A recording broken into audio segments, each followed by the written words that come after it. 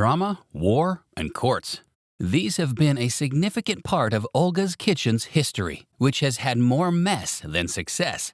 The chain started as a mother's desire to do more for herself and her children, to become the mother of financial losses. But it looks like there's hope on the horizon for Olga's Kitchen. However, will this hope translate to success? Find out in this Olga's Kitchen story, where a mother's love isn't enough. Olga's Kitchen is famous for its Greek-themed meals, and it's not a big brand. The chain operates mainly in Detroit, Michigan. People in Detroit love the restaurant because of its spinach pies, curly fries, and Olgas. The Olgas are sandwiches made of a lamb, broiled beef, vine-ripened tomatoes, sweet onions, and a yogurt-based sauce the business named the Olga sauce. The chain then wraps these features in pita bread, or the Olga bread as it calls it. The company also calls the bread the best bread on the planet, and it wouldn't have had the bread if not for the determination of Olga Loizin-Patrick. It is a pity that determination took a new form and caused much trouble for the company. When people describe Loizin, they are always in awe of her. She was really a pioneer of her age. She went through so many obstacles and did things that were completely bucking the trend of what a woman of the time should be doing, said Loredana Giannino, the marketing manager for Olga's Kitchen, in admiration of Olga. And with how Olga came up with the idea for her restaurant business, she may be worthy of the admiration. Olga Loizin had Greek roots, but was born in Detroit and raised in Hazel Park. In 1947, she married John Loizin and had a desire. The matriarch wanted to reconnect with her Greek roots. She took her 3 kids, and they all crossed the Mediterranean to visit Greece. While in Greece, Olga and her children tasted souvlaki, a traditional Greek sandwich of meat and vegetables wrapped in fresh-baked pita bread. While they found the meal yummy, the matriarch found the pita bread grainy and dry. Then she had an idea. She decided to make and sell souvlaki when she returned to America. To do that, Olga had to get a vertical rotisserie to cook the meat she would put in the sandwich. However, there was a problem. And if you like to learn about the history of your favorite eateries, be sure to subscribe for more content like this. During that era, it was uncommon for women to own businesses, so when Olga went to the market to buy the broiler, sellers didn't sell it. However, Olga was a determined and tenacious woman. She gave her uncle the money and he bought it on her behalf. Then Olga had the $300 vertical broiler shipped to the United States in her home in Detroit. This, she would discover, was the easy part. The matriarch didn't immediately open up her intended business as she wanted to protect the grainy pita bread she ate in Greece. It took different trials, but armed with her recipe, Olga finally created the pita bread to make her sandwich delicious. As Olga perfected the bread, she also began to work on her sauce, which she made based on her mother's yogurt recipe. With everything she needed for her sandwich complete, Olga was ready.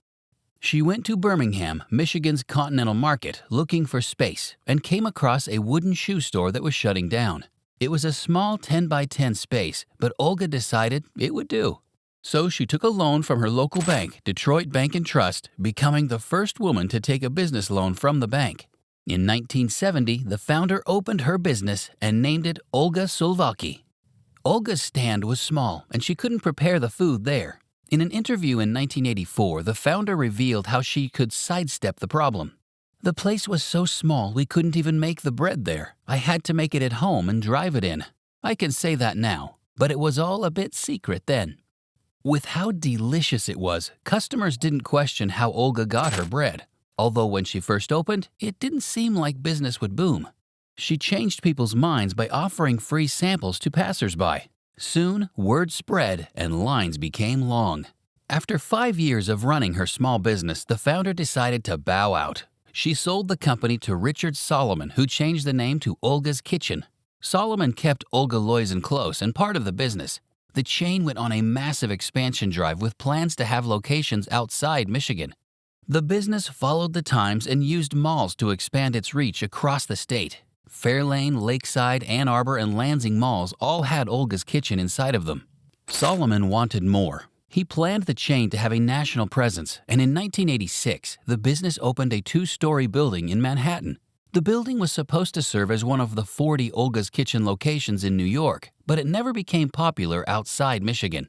Ultimately, most of the company's success came from Michigan, with about 50 locations at its peak. This would begin a gloomy period for the company, and more on this soon.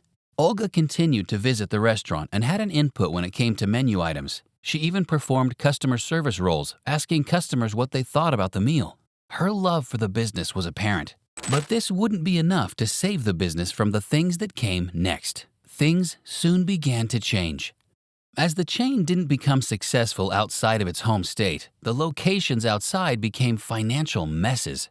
It became necessary that the business drop its vision of becoming a more national brand to hold on to its location in its home state. The competition there was already getting fierce as similar brands began to operate and became more prominent. So just as it faced troubles out of Michigan, it faced within it too, and it got worse.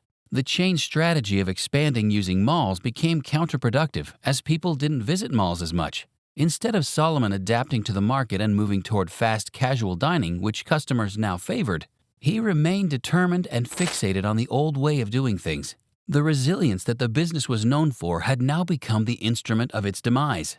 Solomon knew he needed money and needed it fast, and hope came in the form of the Shostak family.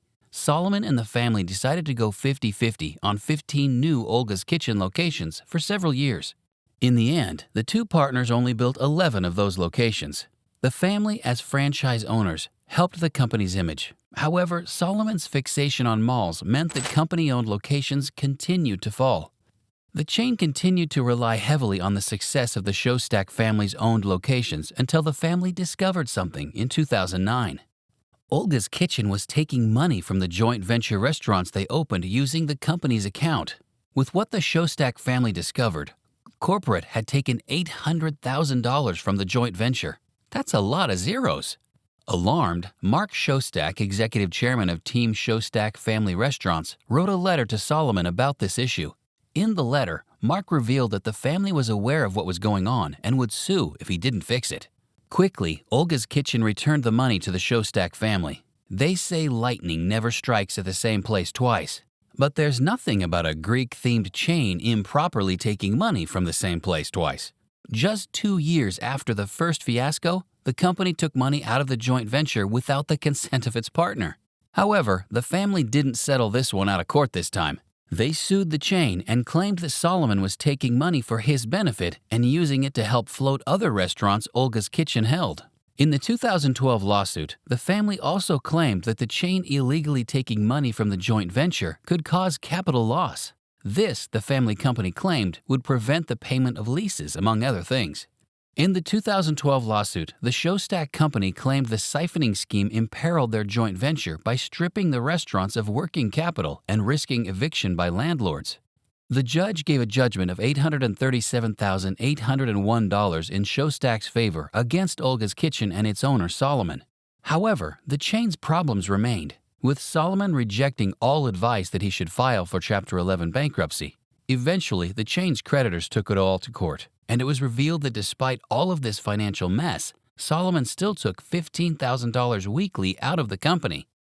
Eventually, Solomon decided to file for Chapter 11 bankruptcy. But it wasn't because of the business's trouble.